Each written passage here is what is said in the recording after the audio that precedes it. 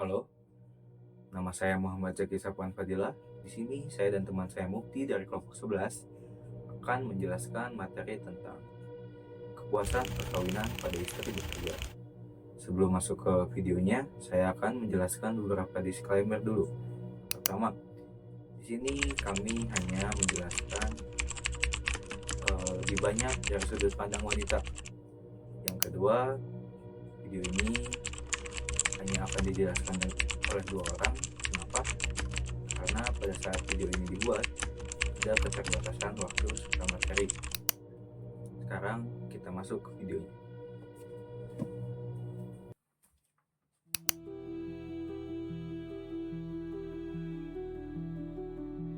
Sebelum kita masuk ke materi ini, kita tuh harus tahu kenapa materi ini tuh sampai kita bahas gitu. Setelah beberapa riset yang saya lakukan, muncul sebuah fakta menarik. Tema pencapaian kepuasan perkawinan pada istri bekerja seringkali dibahas karena adanya stereotip yang kuat di masyarakat. Stereotip ini menggambarkan bahwa istri yang umumnya adalah perempuan lebih banyak disarankan untuk tinggal di rumah, sementara suami bekerja di luar untuk mencari nafkah. Stereotip ini ternyata tidak muncul begitu saja. Ia dipengaruhi oleh berbagai faktor, mulai dari norma sosial hingga pandangan agama. Salah satunya dalam agama Islam, ada ayat di Al-Quran yang menyebutkan kaum lelaki itu adalah pemimpin bagi kaum perempuan, oleh karena Allah telah melebihkan sebagian mereka atas sebagian yang lain, dan karena mereka telah memberikan nafkah dari hartanya. Quran Surat An-Nisa ayat 34. Ayat ini sering diinterpretasikan bahwa suami bertugas mencari nafkah, sementara istri peran utamanya adalah mengelola rumah tangga. Namun, harus dicatat bahwa Islam itu tidak melarang perempuan untuk tidak bekerja selama pekerjaan tersebut tidak meninggalkan tanggung jawabnya untuk di rumah. Sementara itu dalam agama lain seperti Kristen, Hindu, Yudaisme, meski ada nilai-nilai tradisional yang menekankan pada istri di rumah, pandangan ini mulai berkembang lebih inklusif sesuai dengan perubahan zaman. Jadi topik ini muncul sebagai respon atas dinamika yang terjadi di masyarakat. Kita akan membahas lebih dalam tentang bagaimana stereotip ini mempengaruhi hubungan suami istri, terutama istri yang bekerja, serta bagaimana mereka bisa mencapai kepuasan pada perkawinan. Kepuasan perkawinan merupakan gambaran ideal bagi sebuah keluarga. Setiap orang yang menikah pasti mendapatkan hubungan yang harmonis dengan pasangannya, bahkan setelah bertahun-tahun menjalani kehidupan berumah tangga. Kepuasan pernikahan pasti menjadi salah satu tujuan utama ya di dalam perkawinan itu sendiri. Baik suami maupun istri memiliki harapan yang sama untuk menciptakan keluarga yang saling mendukung, penuh cinta, dan mampu menghadapi tantangan bersama. Namun, pertanyaannya adalah bagaimana kita bisa memastikan bahwa hubungan ini tetap harmonis, bahkan ketika dihadapkan pada berbagai tantangan pada kehidupan sehari-hari. Memilih bekerja adalah keputusan yang cukup baik untuk memberikan banyak manfaat bagi seorang wanita, baik secara finansial maupun pengembangan diri wanita itu sendiri. Namun, keputusan ini juga tidak lepas dari konsekuensi yang sangat besar dan harus dipertimbangkan. Ada sebuah penelitian oleh Dobi dan Supia pada tahun 2010. Terdapat beberapa konsekuensi yang dirasakan oleh wanita yang memilih untuk bekerja. Misalnya, 43% wanita melaporkan bahwa bekerja dapat mempengaruhi kesehatan mereka. Yang kedua, 43% wanita juga merasa jam tidur mereka itu terganggu karena pekerjaan. Dan 34%-nya lagi bahkan merasakan kelelahan secara fisik akibat aktivitas kerja. Lalu penelitian yang sama juga menemukan bahwa pekerjaan mempengaruhi kehidupan keluarga secara signifikan. 52% wanita merasa memiliki waktu yang kurang untuk keluarga. 47% wanita mengaku tidak memiliki waktu luang karena pekerjaan yang saling tumpang tindih. 50% wanita masih memikirkan pekerjaan. Dari data ini, kita dapat melihat bahwa wanita yang bekerja seringkali menghadapi tantangan dalam mencapai kepuasan pada peran mereka di organisasi, khususnya keluarga. Ketidakseimbangan ini dapat menimbulkan konsekuensi psikologis yang sama. Menurut Tomasovic dan koleganya pada tahun 2014, ketidakseimbangan antara tanggung jawab kerja dan pemenuhan kebutuhan keluarga seringkali menyebabkan otak kita tuh burnout dan stres pada karyawan. Oleh karena itu, penting bagi seorang wanita untuk mencari cara agar pada tanggung jawab mereka di luar dan di dalam keluarga tetap berjalan, tapi keharmonisan keluarga juga tetap dilaksanakan. Nah, selanjutnya ada aspek-aspek pernikahan. Pernikahan yang bahagia adalah dambaan bagi setiap pasangan. Namun, apa saja sih sebenarnya yang menjadi faktor penting dalam menciptakan kepuasan pernikahan tersebut? Nah, berdasarkan teori yang dikemukakan oleh Osland dan Fowers di tahun 1989, ada 10 aspek utama yang dapat mengukur kepuasan pernikahan. Nah, mari kita bahas satu persatu. Yang pertama adalah komunikasi. Komunikasi itu penting ya guys ya. Komunikasi yang baik memungkinkan pasangan untuk berbagi perasaan. Nah, selain berbagi perasaan, kita juga bisa berbagi pikiran, informasi secara nyaman. Nah, rasa saling terbuka itu mendukung dalam komunikasi menjadi kunci untuk membangun hubungan yang lebih baik. Yang kedua ada aktivitas waktu senggang. Jadi aktivitas ini mencerminkan bagaimana pasangan menghabiskan waktu bersama atau individu. Jadi kegiatan itu sesuai dengan pilihan bersama atau hanya satu pihak saja yang memilihnya. Jadi, hal itu dapat mempengaruhi hubungan ke depannya. Yang ketiga ada aspek tentang orientasi keagamaan. Jadi setelah menikah, pasangan cenderung lebih memperhatikan kehidupan beragama. Ini mencakup bagaimana mereka menjalankan nilai-nilai agama dalam kehidupan sehari-hari mereka, sehingga itu bisa menjadi teladan bagi anak-anak mereka nantinya. Yang keempat ada pemecahan masalah. Nah, ini juga menjadi aspek paling penting ya. Pasangan perlu saling terbuka dalam mengenali masalah dan menemukan solusi bersama-sama. Hal ini membantu membangun kepercayaan dan saling mendukung sehingga hubungan mereka bisa menjadi lebih kuat lagi. Selanjutnya adalah hubungan seksual. Nah, kepuasan dalam hubungan ini sangat penting. Kenapa? Karena untuk menjaga keharmonisan pernikahan, kesepakatan dan komunikasi dalam hal ini dapat memperkuat hubungan pasangan. Selanjutnya ada aspek ketujuh, yaitu keluarga dan teman. Keluarga dan teman juga berperan dalam kepuasan pernikahan. Dukungan yang seimbang dari keluarga dan dari teman dapat membantu pasangan menjalani kehidupan pernikahan dengan lebih baik lagi. Karena sering terjadi juga ya, ada keretakan hubungan yang diakibatkan dari keluarga atau teman. Makanya hal ini harus dipertahankan dengan baik ya. Yang selanjutnya, yang kedelapan ada kehadiran anak. Nah, kehadiran anak ini dapat membawa kebahagiaan bagi keluarga, tetapi dapat juga menjadi tantangan. Kenapa? Karena kesepakatan dalam mengasuh anak ini dan berbagi tanggung jawab menjadi bagian penting untuk menjaga keharmonisan di dalam keluarga. Nah, yang 9 ada aspek tentang kepribadian. Pasangan juga mempengaruhi kepuasan pernikahan. Bagaimana karakter pasangan tersebut itu dapat mempengaruhi ya. Jadi kita harus tahu bagaimana karakter pasangan kita, sehingga kita bisa menjadi penyesuaian ya terhadap kebiasaannya dan tingkah lakunya. Sehingga itu menjadi proses yang memerlukan kesabaran dan pengertian. Intinya saling pengertian satu sama lain.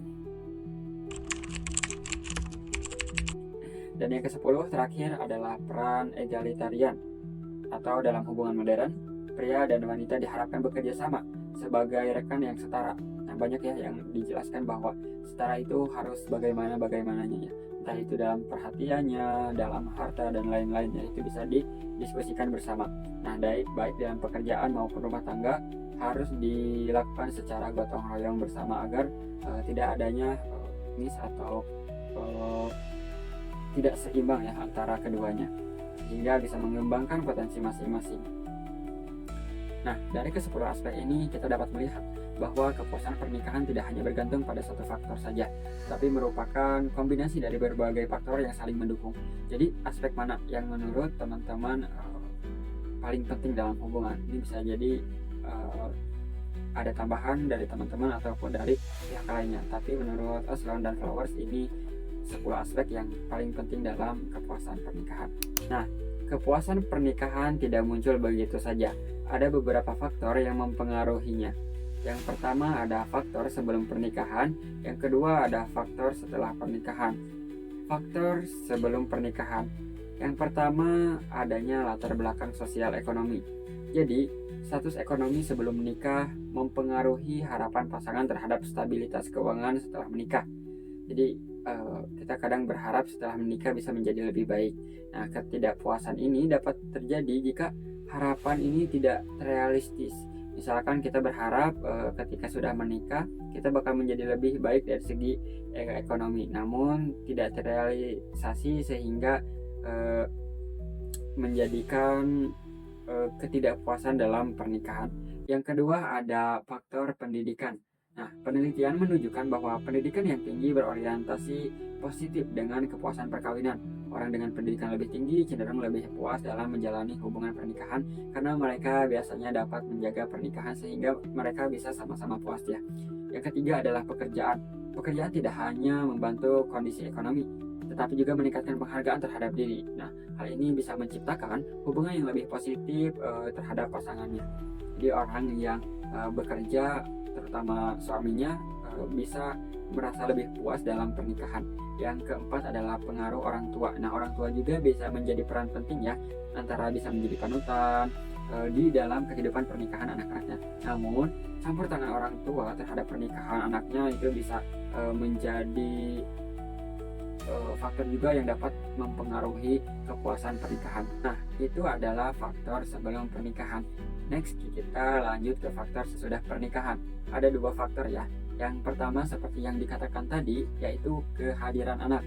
Kehadiran anak ini dapat menjadi sumber kebahagiaan tetapi juga tantangan. Sebenarnya karena ini faktor sesudah pernikahan itu kadang ada cekcok yang ditimbulkan oleh anak. Hal ini menjadi tantangan bagaimana kedua pasangan dapat bekerja sama dan berbagi tanggung jawab terhadap anak mereka.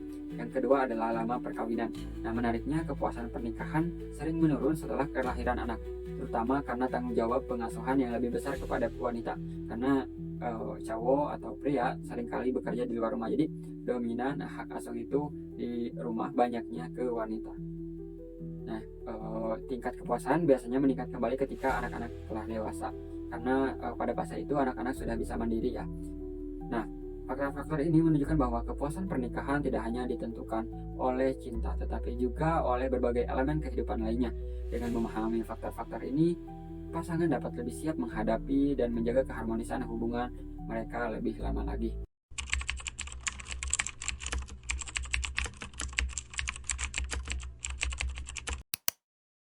Saya memutuskan untuk bekerja itu untuk eksistensi diri atau menambah value diri.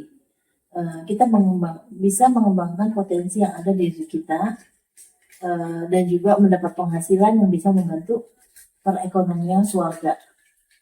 Kalau memutuskan untuk bekerja karena kita kan bisa juga karena kekurangan, bisa juga karena membantu suami ya. Di sini kita membantu suami biar jadi lebih baik ya ke depannya. Di situ ya poinnya. Saya setelah pernikahan memutuskan untuk bekerja. Satu adalah ingin membantu perekonomian keluarga, karena saat itu saya menikah tahun 1996, posisi lagi moneter, sehingga saya memutuskan untuk bekerja untuk membantu kehidupan rumah tangga, terutama secara ekonomi. Pandangan suami terhadap kita positif saja, asal kita bisa membagi waktu antara pekerjaan dan keluarga. Ngerasa kalau suami, kalau misalkan istri kerja kan capek mungkin Iya. ya, nggak ada waktu buat keluarga, yang kayak gitu ya pandangannya mungkin ya.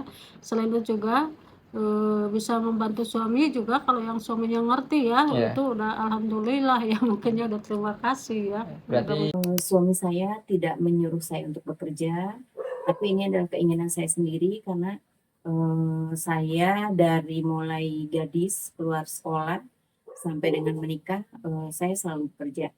Jadi pada saat setelah pernikahan, saya meminta izin suami saya untuk tetap diizinkan untuk bekerja. Semua keputusan pasti ada risikonya ya.